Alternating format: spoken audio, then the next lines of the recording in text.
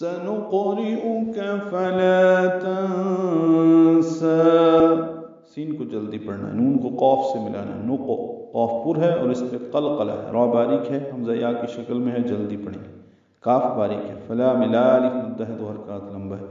تنسا میں نون ساکن کے بعد سین آنے کی وجہ سے اخفا ہے، نون کی آواز چھپائیں گے، سین کو 2 حرکات لمبا کرنا ہے کھڑا زبر ہونے کی وجہ سے وقفاً، تو فلا تنسا۔ اب یہاں میں دیکھیں اوپر ایک چھوٹی سی مد لکھی ہوئی ہے، یہ اگلے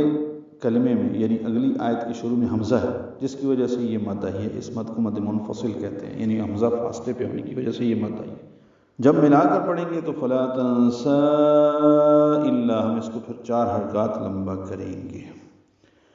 ہم آپ کو پڑھائیں گے پھر آپ اسے نہ بھولیں گے، الا ما شاء اللہ، الا میں لا الف مدہ ہے، ما الف مدہ ہے، شاء الف مدہ ہے، اور اس کے بعد حمزہ آنے کی وجہ سے مد متصل ہے ایک ہی کلمے میں ہونے کی وجہ سے، تو یہ ما شاء اور آگے لفظ اللہ ہے، جب ملا کر پڑھیں گے تو ما شاء اللہ، شاء کے حمزہ کو لام اس میں جلالہ سے ملائیں گے، زبر کی وجہ سے پر پڑھیں گے، لمبا کریں گے اور ہا ساکن پہ وقف کر دیں گے، اگر ملانا ہو